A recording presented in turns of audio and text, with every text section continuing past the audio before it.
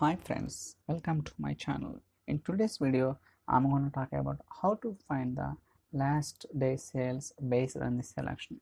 In my previous video, I have spoken about how to find the last 2 year sales based on the year selection. But in this video, I'm going to talk about how to find the last day sales based on the selection. So please try to watch all my previous videos so that you'll get more understanding in DAX and Power BI and also SQL development as well as performance tuning and also SSIS. Now let's go to the Power BI desktop. There you can understand today's video demo. So for timing, already I have designed a report. I will try to explain what are the steps I have followed to design this report and all. So before getting the details of the report, let me explain what are the tables I have imported from the Excel. So category, customer, date, geography, internet sales, product, sales territory, subcategory. So these are the tables I have imported from the Excel, and also we'll try to understand what kind of relationship we have established between the dimension tables and fact tables. So understanding the relationship, it's very important in Power BI. We'll try to see that is also. Go to the model. So just collapse these two, scroll down a little bit. Now we can see that already I have enabled the relationship between the dimension tables and fact table. For example, if I place the mouse right here, we can see that based on the product key, I have enabled the relationship between the product table and internet sales.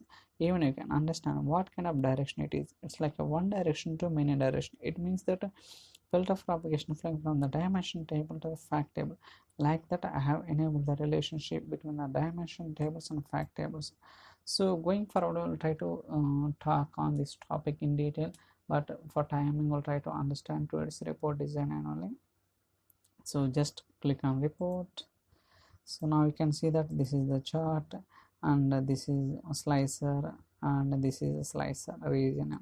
So how I created this means based on the dates table I have created. So I'll try to show what kind of data is there. So go to the data column, just click on days. Now we can see that. So I have created this table for the slicer purpose, like if you want to see the 15 days, 28, 35, 45 days sales. So based on that, I just created this table for the slicer reason only. Okay, now I'll try to understand. So for example, there are some cases based on the last day sales from the fact table. If you want to see the last 25 days, 30 days, 7 days, 45 days, whatever it is. So based on that, we want to see the day sales data, so days wise. So we're going to show now. So if we see here in this table, I'm just clicking the 15. So I want to see the 15 days, last 15 days sales. Now you can see here from the July 31st onwards, we are displaying the last 15 days in my fact table.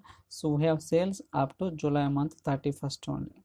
So that is the reason from the 31st onwards, it's going back to the 15 days, July 16th. So this all the days are only seeing entire July month on. So that is the reason we have same color. Okay, for example, if I click on 28, means I want to see the 28 days data. See, from the 31st July onwards, it's going back to 3rd July. So last 28 days. Okay, for example, if I click on 35 days, means if you want to see the 35 days, means from the 31st July onwards, it's going back to June 26th. So up to July month, it's one. This is the different month, this is the different month. So for differentiating the months between that, so I have used the separate color. For the July month, I have given a separate color. For the June month, I have given a separate month. Now you can see from 26th June onwards up to 31st July. Now in this case, from 31st July onwards, 16th June. So it means that from the last day of the fact table to so last 45 days sales data we want to see. So it works very dynamically. So based on the selection, automatically we are displaying the last day sales.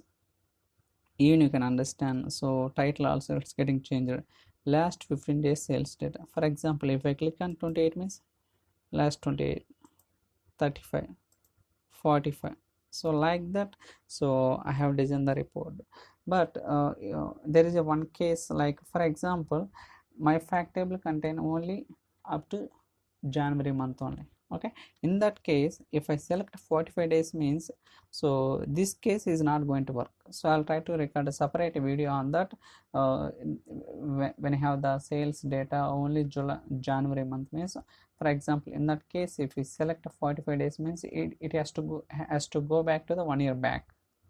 Okay, so in that case I'll try to record a separate video for that.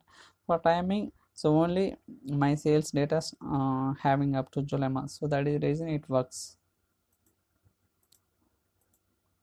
Even you can filter any data, like United States, where do you want to see the last 45 days or 15 days, you want to select anything, it works. Okay, so I'll try to show what kind of expressions I have written to get this report on that. So go to the demo measures, total profit, total sales. Yeah, so for getting the total sales, I have used the calculate sumx function.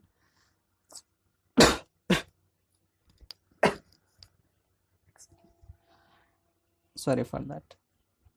So for getting the last 28 days sales, so I have used the selected value function. Here, what are the value you have selected in the slicer, I'm just capturing into the variable.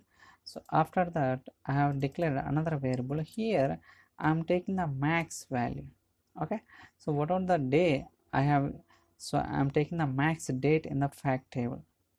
Okay, and finally based on this condition, I'm just returning that last 45 days or 30 days based on this condition. So for calculating total profit also, I mean last 25 days also, same thing only. Here also I have declared one variable. Within the variable I have used the selected value function, and also I'm just capturing the max day. So max day, based on that I'm just returning the condition, and finally it will work. So for getting the title also, so it's very easy. So even I have used that selected value function to capture that day value, and finally by using concatenate function I'm just concatenating, so what are the value you have selected in the slicer, I'm just finally returning that. Okay, so like that, so I have designed this report. So I hope you like this report. If you have any questions or queries, you can send me an email or drop your comments in the comment section, so that I'll try to reply as soon as possible. Stay tuned for videos. Thank you so much for watching. Thank you.